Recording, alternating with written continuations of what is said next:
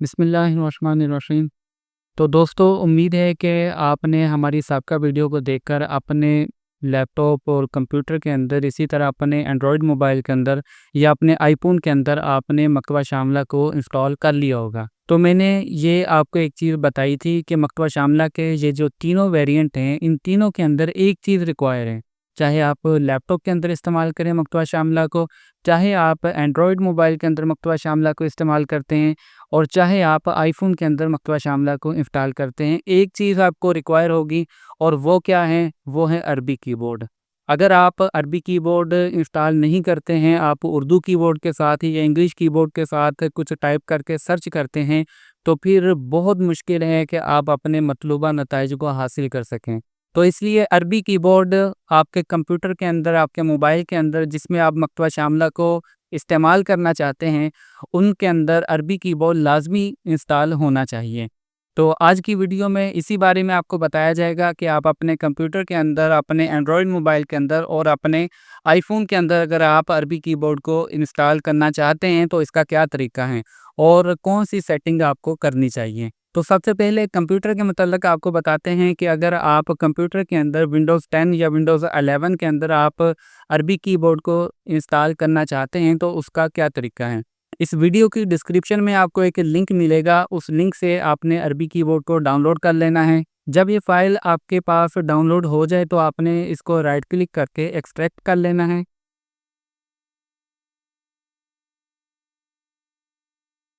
अब आपके सामने 2 फ़ोल्डर आएँगे, एक उर्दू कीबोर्ड और एक अरबी कीबोर्ड। तो अगर आप चाहें तो आप अरबी कीबोर्ड के साथ-साथ उर्दू कीबोर्ड को भी इंस्टॉल कर लीजिएगा। दोनों का एक ही तरीका है।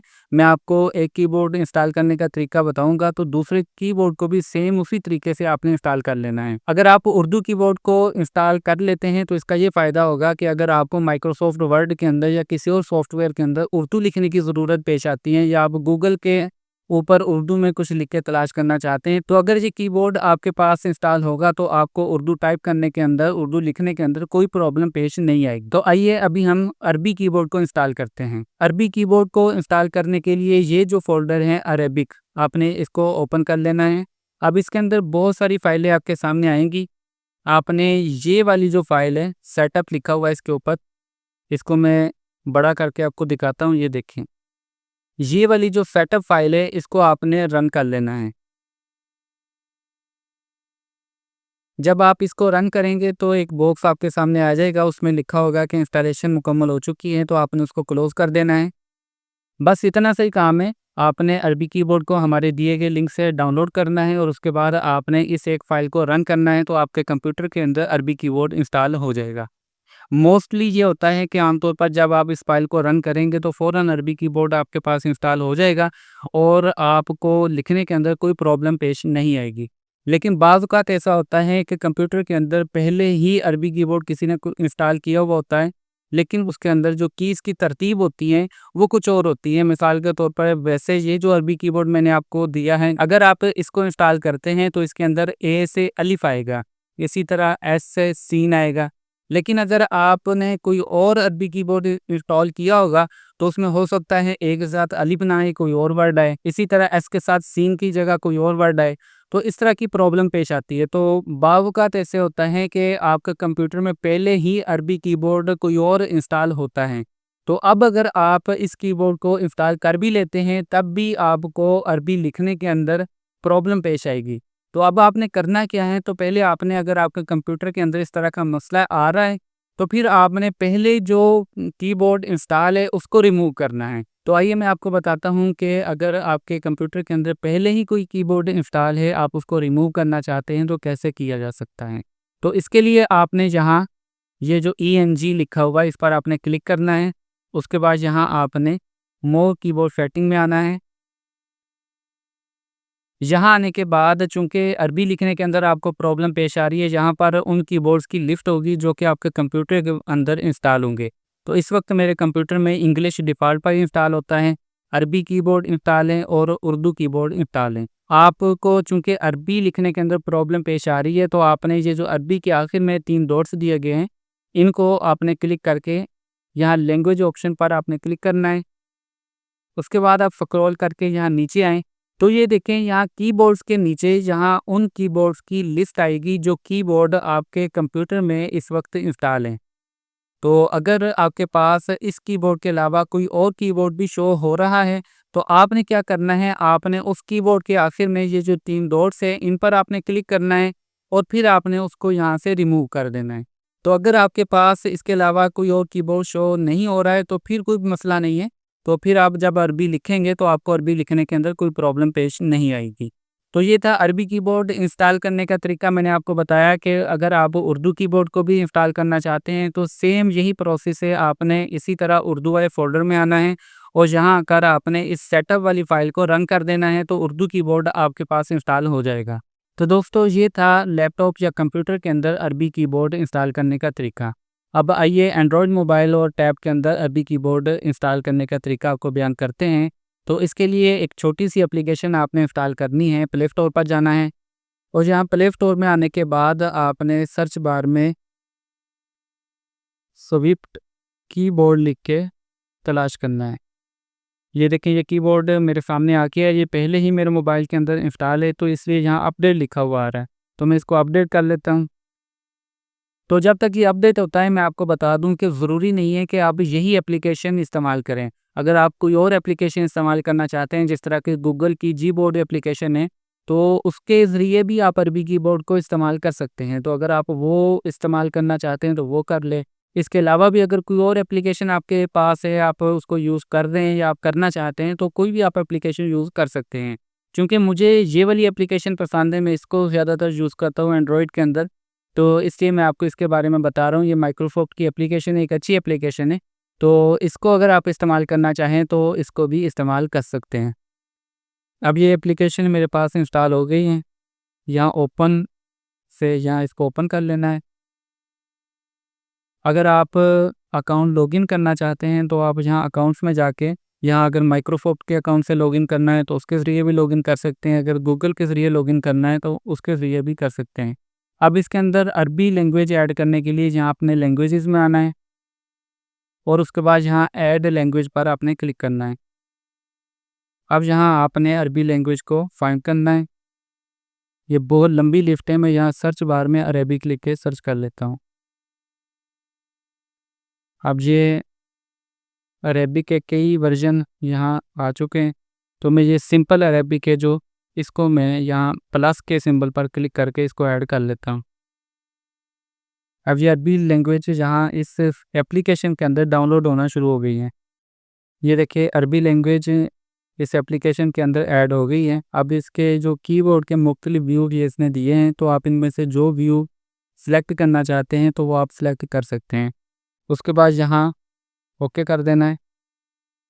अब ये अरबी कीबोर्ड देखें एप्लीकेशन के अंदर ऐड हो गई हैं। इसी तरह अगर आप यहाँ पे कोई और लैंग्वेज ऐड करना चाहते हैं तो वो भी इसी तरीके से आपने ऐड कर लेनी है। अब ये अरबी लैंग्वेज तो इस एप्लीकेशन के अंदर ऐड हो गई हैं। अब कुछ थोड़ी सी सेटिंग आपने करनी है। उसके लिए आपने यहाँ टाइपिंग में आना है और उसके बाद ये सबसे ऊपर ऑटो करेक्ट दिया गया है, आपने इसको ऑफ कर देना है। ये डिफ़ॉल्ट पर ऑन होता है, आपने इसको ऑफ कर देना है। इससे प्रॉब्लम ये होती है कि बहुत दफ़ा आप कोई वर्ड टाइप कर रहे होते हैं तो आप सही लिख रहे होते हैं, लेकिन ऑटो करेक्ट का ऑप्शन जब ऑन होता है तो ये अपनी डिक्शनरी के मुताबिक उसको सेट करता है, लेकिन वो असल में वो नहीं होता कि जो आप लिखना चाह रहे होते हैं। तो आप लिखते कुछ है लेकिन ये कुछ और कर देता है, तो ये मसला पेश आता है। तो इसकी अगर आप इसको ऑफ कर लेंगे तो फिर लिखने के अंदर आपको प्रॉब्लम नहीं होगी।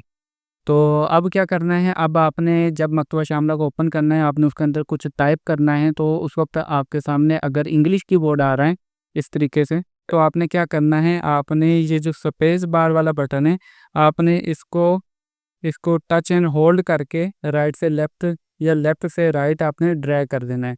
तो जब आप इस तरह इसको ड्रैग करेंगे तो ये एक लैंग्वेज से दूसरी लैंग्वेज में स्विच होता रहेगा। तो दोस्तों ये था, अगर आप एंड्रॉयड मोबाइल या टैब के अंदर अरबी कीबोर्ड को ऐड करना चाहते हैं, इंस्टॉल करना चाहते हैं, तो उसका तरीका मैंने आपको बताया कि किस एप्लीकेशन के ज़रिए आप एंड्रॉयड के अंदर अरबी कीबोर्ड को इस्तेमाल कर सकते हैं। तो इसके अलावा भी मैंने आपको बताया कि और भी एप्लीकेशन है, जैसे गूगल की जी बोर्ड है, तो अगर आप उसको भी इस्तेमाल करना चाहते हैं तो वो भी कर सकते हैं, ये आपकी मर्ज़ी है। तो आइए अब हम आपको बताते हैं कि आईफ़ोन और आईपैड के अंदर अरबी कीबोर्ड यूज़ करने के लिए क्या करना पड़ेगा। तो आईफ़ोन के अंदर भी अगर आप स्विफ्ट कीबोर्ड को यूज़ करना चाहते हैं तो वो कर सकते हैं। ऐप स्टोर में आने के बाद आपने यहाँ सर्च बार में लिखकर आपने तलाश करना है। तो ये देखें स्विफ्ट कीबोर्ड यहाँ हमारे सामने आ गया है। तो ये चूँकि मैंने पहले ही इंस्टॉल कर रखा है तो इसलिए यहाँ ओपन आ रहा है।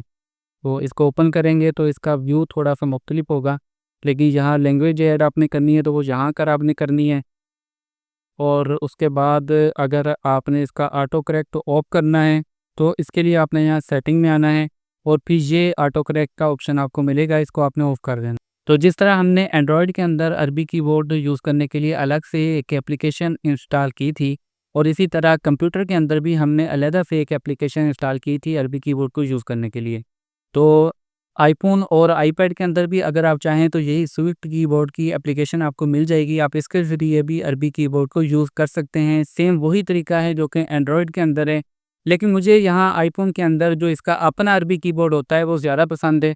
तो इसलिए मैं आपको यहाँ उसको इस्तेमाल करने का तरीका बताता हूँ। सबसे पहले आपने अरबी कीबोर्ड को ऐड करना है। तो वो कैसे करना है आइए हम आपको बताते हैं। यहाँ आपने सेटिंग में आना है, उसके बाद यहाँ आपने जनरल में आना है और उसके बाद आपने यहाँ कीबोर्ड्स में आना है।